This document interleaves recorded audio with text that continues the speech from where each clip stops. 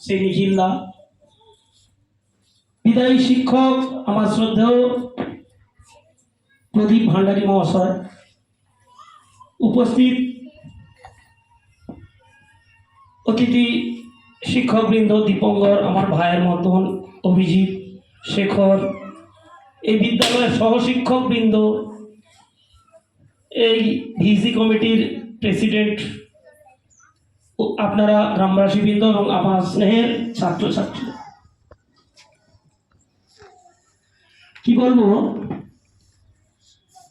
একটা বিদায়ী অনুষ্ঠান যে এইরকম হতে পারে সত্যি আমার ধারণা ছিল না। আমি দেখে চাঁদ হয়ে গেছি।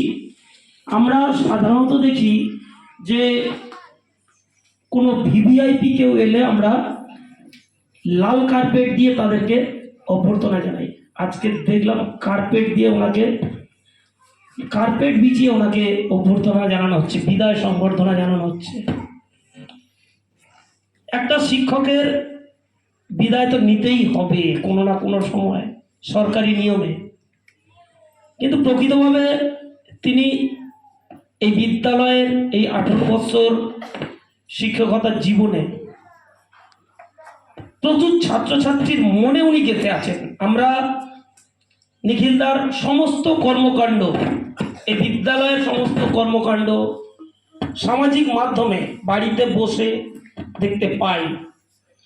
প্রতিটা অনুষ্ঠান আমি সব থেকে অবাক হই,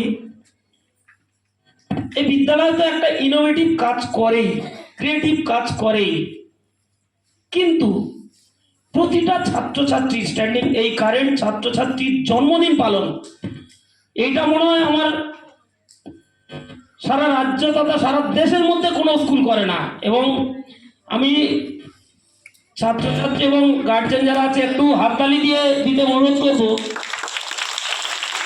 প্রতিটা ছাত্রছাত্রীর জন্মদিন পালন হয় এই বিদ্যালয়ে, এবং সেখানে প্রদীপবাবুর মুখটা আমরা অহরহ দেখি। প্রতিটা অনুষ্ঠানে প্রদীপবাবু যেভাবে ওনার যে জ্ঞানের পরিধি, জ্ঞানের ভান্ডার, ওনার শিক্ষা আমরা কিন্তু এই সামাজিক মাধ্যমে পেয়েই থাকি।